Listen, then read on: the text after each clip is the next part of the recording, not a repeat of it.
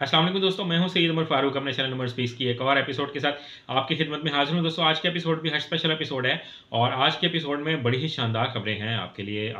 और कुछ तो ऐसी खबरें हैं कि जिसकी वजह से जो लोग हज 2025 में इंटरेस्टेड हैं उनका दिल खुश हो जाएगा। ये तमाम बातें सुन के बहुत सी खबरें तो मुख्तलिफ सोशल मीडिया प्लेटफॉर्म्स पे चल रही थी, बट मैंने वीडियो इसलिए नहीं बनाई कि समटाइम्स ऐसा होता है कि कुछ न्यूज़ कंफर्म नहीं हो रही होती और उसकी वजह से अगर हम पहले वीडियो बना दें तो फिर उसका बैकलैश आता है कि आपने उस वक्त ये बात कह दी थी विदाउट कंफर्मेशन। तो जब तक वजारत की तरफ से अपने सोशल मीडिया प्लेटफॉर्म्स पे ये बात कंफर्म नहीं की गई तो मैंने मुनासिब नहीं समझा कि मैं ये वीडियो बनाऊँ। इसलिए थोड़ा सा लेट ज़रूर हो सकती है बट कंफर्म न्यूज़ है, तो इसको ज़रा गौर से सुन लीजिएगा। बट वीडियो स्टार्ट करने से पहले आपसे सिर्फ इतनी सी रिक्वेस्ट है कि अगर आप हज और उम्रा से रिलेटेड लेटेस्ट इन्फॉर्मेशन बाकी रहना चाहते हैं तो नीचे दिए गए सब्सक्राइब के बटन पर अभी क्लिक करें। जी तो दोस्तों, सबसे पहले ताला से दुआ है कि जो लोग भी हज 2025 में इंटरेस्टेड हैं, अल्लाह ताला उनको एक मकबूल हज की सादत नसीब फरमाएं और लोग खुशियों के साथ जाएं, खुशियों के साथ सेहत के साथ वापस आएँ। आमीन के साथ वीडियो का आगाज़ कर लेते हैं। तो मैंने पहले भी बताया था कि ये मैं तकरीबन 2 हफ्तों से वीडियो बस बनाता आ रहा हूँ कि 13 जनवरी को होनी थी हज कॉन्फ्रेंस। तो उसमें पूरी दुनिया के जो मुसलमानों के नुमाइंदे हैं और मुस्लिम कंट्रीज़ के जो वज़ीर हैं वो आते हैं और आए थे और उसमें तमाम हज के डॉक्यूमेंट्स हैं, जो चीज़ें फाइनलाइज़ करनी होती हैं एक्सपेंसेस से रिलेटेड भी और तैयारियों से रिलेटेड भी, वो फाइनलाइज़ हो गई थी।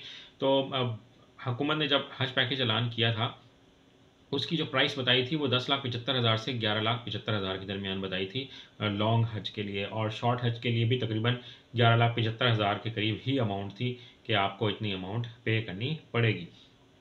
बट अब जो तमाम चीज़ें फाइनलाइज़ हो गई हैं, उसमें जो अब आपको रकम पे करनी है वो जो लॉन्ग हज है, यानी कि 40 से 42 दिन का जो हज होगा इंशाल्लाह, उसके लिए आपको 10,50,000 अमाउंट पे करना पड़ेगी। यानी कि पहले 10,75,000 से 11,75,000 तक थी ये अमाउंट और अब फाइनल हो गई बात कि सिर्फ और सिर्फ 10,50,000 आपको अमाउंट पे करना पड़ेगी। तो 25,000 रुपये तकरीबन अमाउंट कम हुई है। हुकूमत की कोशिश और सऊदी हुकूमत की तरफ से थोड़ा सा अच्छा जेस्चर है, क्योंकि एक्सपेंसेस तो उन्होंने बताने होते हैं ना, हमने तो सिर्फ यहाँ पर पाकिस्तान में तो सिर्फ पैकेज ही देना होता है अपने एक्सपेंसेस देख कर।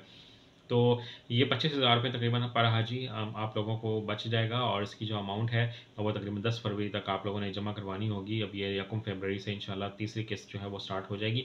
और इसमें मैं आपको ये बताता चलूँ कि इसमें कुर्बानी की रकम और उसकी रकम शामिल नहीं है जो आपने कमरे लिए हुए हैं।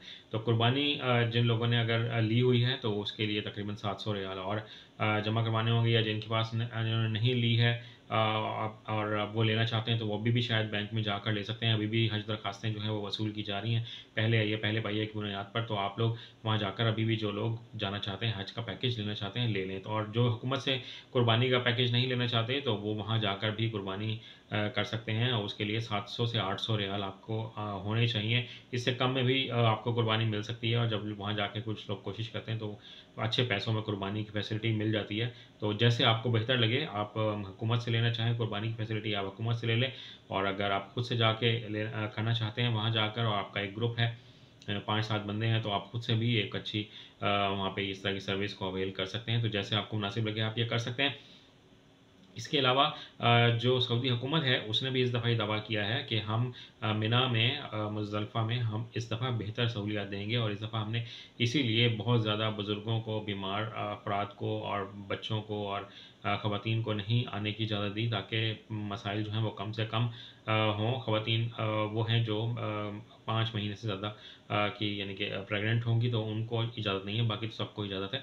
तो उसमें उन्होंने ये कहा है कि हम इस दफ़ा मिना में कूलर की बजाय फैसिलिटी होगी एयर कंडीशनर की।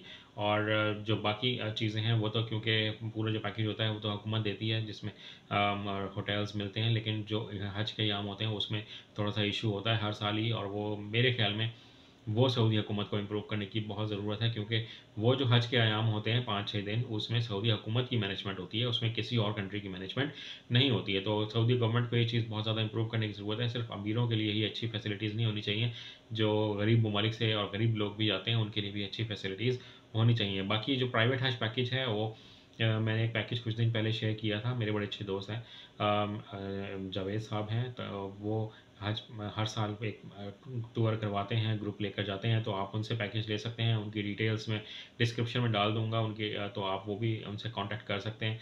और सीट्स क्योंकि लिमिटेड होती हैं, आप क्योंकि बहुत कम लोगों को मिलता है पैकेज, तो उनके बिज़नेस के हिसाब से ही सीट्स मिलती हैं। तो ये तमाम चीज़ें आपको बताना मेरे ख्याल में ज़रूरी थी, तो मैंने आज के ये डिटेल्ड वीडियो बना दी है। आज की वीडियो में इतना ही कहना था। चैनल पर करें तो चैनल को सब्सक्राइब कर लीजिएगा। हज पर जाएँ तो मुझे अपनी दुआ में याद रखिएगा। अपना अपने घर वालों का बहुत ज़्यादा ख्याल रखिएगा। अल्लाह हाफ़िज़।